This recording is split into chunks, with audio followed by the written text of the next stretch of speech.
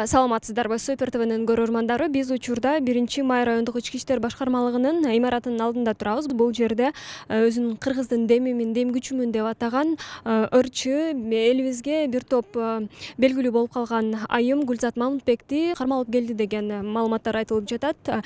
Бул имараттын алдында ал айымга көп суммадагы акча берип кайтара албай, анын үстүнөн арыз жазган кишилер акырындан топтолуп атат. Алар аябай көп деп атышат.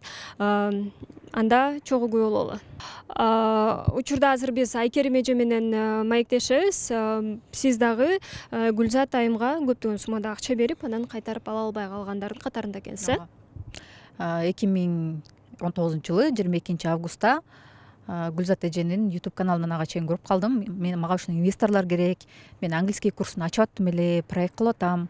Кыргызстанга өтө чоң салым кошуп атам. Анан жолдошума айтып калдым, биз иштеп тапкан акча бермеспи, кел ошону берип турбайлыбы. Анын убадасы боюнча бир айда $4000 кылып бермек. Мисалы, бир сумманы эки эселетип бермек да. Биздин ситуацияда бизде $2000 бар болчу. $4000 кылып берем деди. Мен үчүн ишендим. Мен Гүлзат эже менен мурун иштешкенмин. Хайтайым болуп жүргөн кезинде ал жакта мугалим болуп иштегенмин. Андан кийин дагы ошол проектиси жаңы башталган кезинде Гүлзат эже менен сүйлөшүп, проектисин алып, ошо английский курсун да сатып иштегенмин да. Анан ошого ишенип эле Гүлзат эжеге жолдошум, ал кезде Ысык көлдө болчубуз, жолдошум келип, бардык документтерин берип, договор түзүлүп кеткен.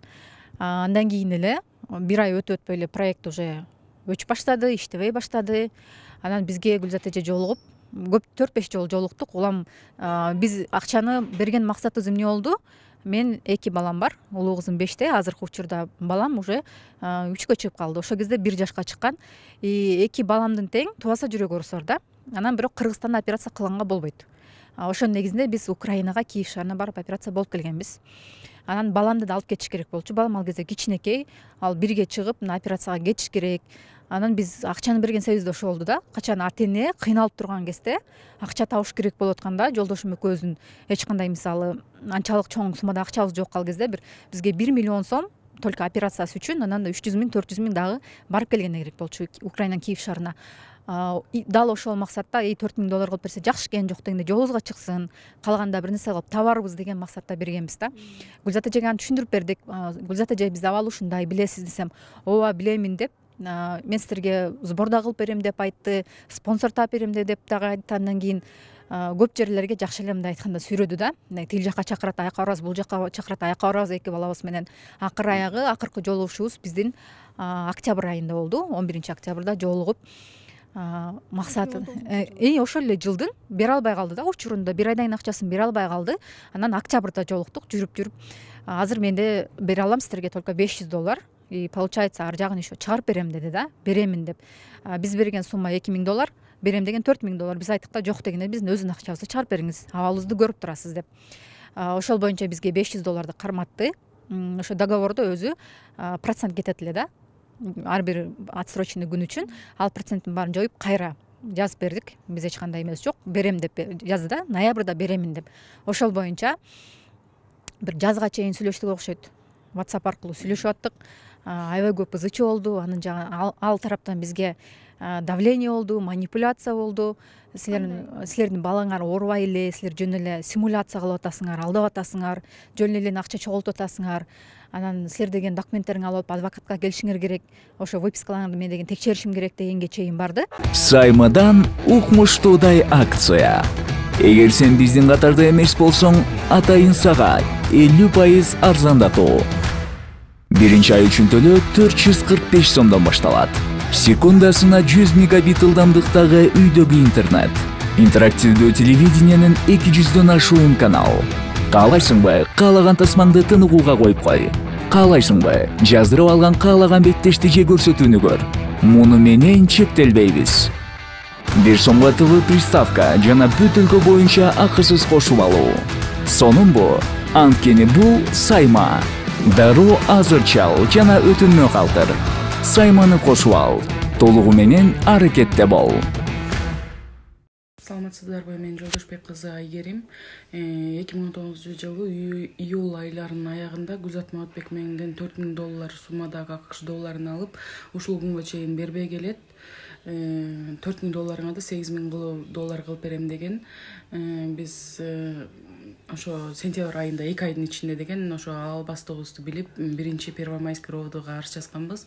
Первомайский ровдодан бизге эч кандай тыянак чыкпагандыктан биз ошол эле ГКНБ, СНБ, Ген прокуратура, ошол эле иштеп турган Фин полиция өзүн незаконный инвестор деп аталган үчүн ошол жака бергенбиз. Ушул күнгө чейин эч кандай тыянак чыкпай келет. Ошол биз арыз жазып атканда Гүлзат Маматбек Кыргызстанда болчу.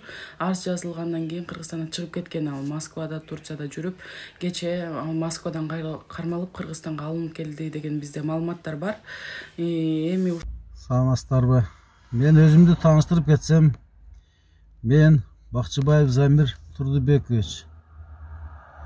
Мен Гүлзат Маматбекованын тилине кирип, анын жакшы ширин сөзүнө ишенип, акчамды көбөйтүп берем деген үчүн берип алып, ала албай калдым. Ал менден не только ошо $5.000 менден ал көбүрөөк суммада акча сураган.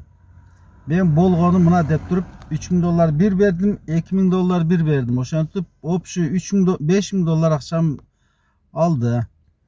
Кийин мен барып сураган убакта акчаны бер, мага акча керек болуп атат дегенде, баягы Гүлзат Маматбекова мурун деген өңү түсү дегеле башкача, ой ата деп мени шылдыңдагансып, ушинтип мен аябай тегеле бир тууган болуп, мага кыз болуп ушинтип ойсоңдоду эле. Акча сураган маалда мени ата турмак түгүл, жакындама мен кайсы акчаны берейин сага, акчам жок мен азыр деп ошентип мен аябай ажылдап урушуп мени менен качып, ошончо жолукпай койду. Жакшылыкта да сурадым, жаманча да сурадым, урушуп да сурадым, эч ана берем, мына берем деген боюнча кийин угуп калдым. Россияга качып кеттир деп. Россиядан кийин Турцияга качып кеттир дедим. Короче, биз элден суранарыбыз ушу Гүлзат Маматбекованы акчабызды полный өзүбүздүн акчабызды беришин биз талап кылабыз. Бизге ошо көбөйтпөй эле алган акчабызды берип койсун. Азыр ортодо кээлери жанагындай сөздөргө кирип алышып, бизге ошо жарым берсе да болот деп жалдырап атышат. Эмнеге биз ага жарым беришибиз керек? Эмнеге биз ага неме болуш керек? Ал деген бизден алган, наоборот акчаңарды көбөйтүп берем деп. Бизге көбөйгөн кереги жок. Ошо бизден оборот кылган лишний акчасын башына тартып алсын. Африс. Акчабызды берсин бизде. Мен да экинчи группада майыпмын. Мен аны канча турут менен канча кредит алып, бутуру аяктан бияктан карыз алып, мен азыркы убакка чейин аны төлөп бүтө элекмин. Мен даже аны көрсөтүп да коймон, кантип алып, кантип ушинтип неме кылгандарымы. Жада калса менде чектер дагы бар. Ал эми Гүлзат Маматбек Түркия өлкөсүндө жүргөн кезде Супер ТВга онлайн маек берип, анда карыздап калганын жана андан кутулуу үчүн Түркияда иштеп жүргөнүн айткан эле. Ооба, карыздап калдым, ооба.